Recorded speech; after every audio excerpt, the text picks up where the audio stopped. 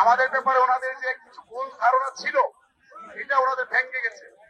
ওনাদের ধারণা ছিল আমরা এখানে সরকারকে বেকায়দায় ফেলার জন্য, নির্বাচন পিছিয়ে দেওয়ার জন্য, অস্থিতিশীল পরিবেশ তৈরি করার জন্য এসেছি। আমি তাকে বলছি আমরা আসার পর আপনি দেখেন আমরা আজকে 7 দিন আছি। আমরা সচিবালয়ে গিয়েছি, 3 ঘন্টা ওখানে অবস্থান করে অত্যন্ত সুশৃঙ্খল ভাবে, শান্তিপূর্ণ ভাবে আমার সংগ্রামী সহযোদ্ধারা ওখান থেকে এসেছেন। আমরা শাহবাগ ব্লকেট করেছি। শাহবাগ ব্লকেটে যদি আমরা শিক্ষক ছাড়া অন্য কোনো পেশার লোক হইতো আর এইভাবে বসে পড়তে পারতো, তাহলে ওখান থেকে তারা হয়তো দাবি আদায় করতো, না হয় রিসিভ ক্রিয়েট করতো। তো আমরা পুরোটাই করি নাই। আমরা টিএসসি গিয়েছি, মিছিল নিয়ে সমাবেশ করে শান্তিপূর্ণভাবে আমার শহীদ মিনারে এসেছি। আমরা গতকালকে কালো পতাকা মিছিল করেছি। আমরা কদম ফোয়ারায় গিয়ে বিক্ষোভ সমাবেশ করে আমরা আবার ফিরে এসেছি। আমরা যমুনার যে প্রোগ্রাম ছিল, রাজনীতিবিদ এবং যারা আমাদের সাথে সরকারের সাথে মিডিয়ার কাজ করছে, ওনাদের অনুরোধের প্রেক্ষিতে আমরা স্থগিত করেছি। সুতরাং আপনি এই ঘটনাগুলো যদি আপনি সামনে নেন, আপনার কাছে একেবারে ক্লিয়ার হয়ে যাবে যে বাংলাদেশের আজকে সারা বাংলাদেশে 6 লক্ষাধিক শিক্ষক কর্মচারী যে এই সংগ্রামটি করছে, আন্দোলনটি করছে, এটা কেবল মাত্র ন্যায্য অধিকার আদায়ের আন্দোলন। এই আন্দোলনের সাথে আপনাদের নির্বাচনকে পেছানোর কোন রকমের সুযোগ নাই, কোন সত্য সুযোগ নেই। তিনি আমাদের কথায় বিশ্বাস করেছেন, তিনি আমাদেরকে আশ্বস্ত করেছেন আজকে অথবা কালকের মধ্যে বিএনপির হাইকমান্ডের একটি প্রতিনিধি দল আপনাদের সাথে, আপনাদের দাবির সাথে একাত্মতা ঘোষণা করে বক্তব্য রাখার জন্য তিনি প্রেরণ করবেন। সংগ্রামী সহযোদ্ধাবৃন্দ, আমরা তার কাছে অনুরোধ করেছি, আমাদেরকে 5% দিয়েছে, আমরা এটাকে প্রাথমিক বিজয় হিসেবে আমরা চিহ্নিত করেছি। কেন? Let me finish. আমি কেন বলেছি? কারণ আমরা যে জায়গাতে 5 তারিখে 500 টাকার প্রজ্ঞাপন দিয়েছিল, ওইটাকে ক্যান্সেল করে এটাকে 5% দেওয়া, এটা আমাদের প্রাথমিক বিজয় অর্জিত হয়েছে, ঠিক কিনা? কিন্তু এটা আমাদের কোন চূড়ান্ত বিজয়। আজকে সারা বাংলাদেশের প্রত্যেকটি জেলা থেকে, উপজেলা থেকে আমাদের শিক্ষকরা আসছেন।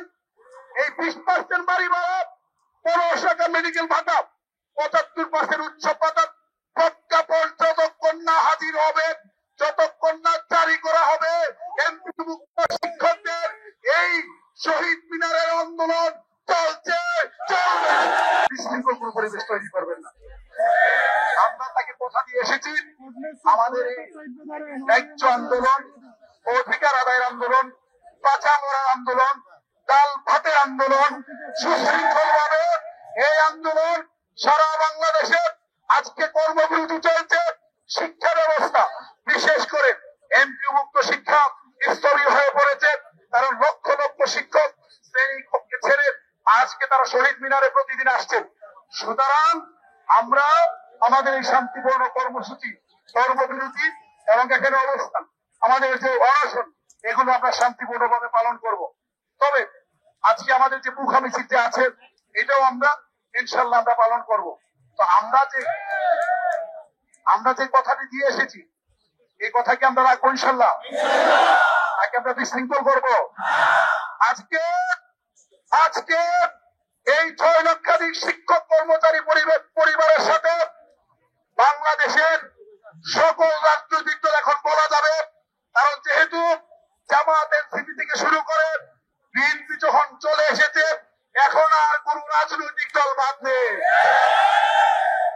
সরকারকে বলবো, আপনারা কিন্তু এই রাজনৈতিক দলগুলোর সমর্থন নিয়ে আপনারা ক্ষমতায় এসেছেন। সুতরাং এই দলগুলো যেহেতু আজকে একাত্মতা ঘোষণা করেছেন, সুতরাং আপনাদেরকে বুঝতে হবে এই দাবি 6 লক্ষাধিক শিক্ষক পরিবারের দাবি না, এই দাবি বাংলাদেশের সকল মানুষের দাবি।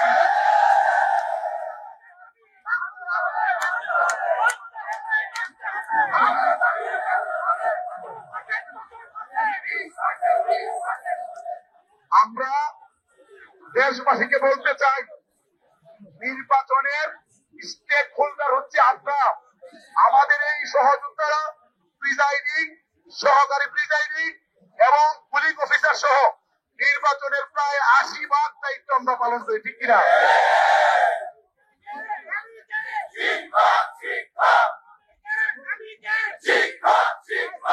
প্রিয় সহযোদ্ধারা, আমরা সবাই সতর্ক থাকবো করে দেশকে আরেকটি কালো অধ্যায়ের দিকে কেউ যাতে চক্রান্ত করে না নিয়ে যেতে পারে। ৬ লক্ষাধিক শিক্ষক পরিবার অতন্ত্র প্রহরীর মতো পাহারাদার হয়ে থাকবে।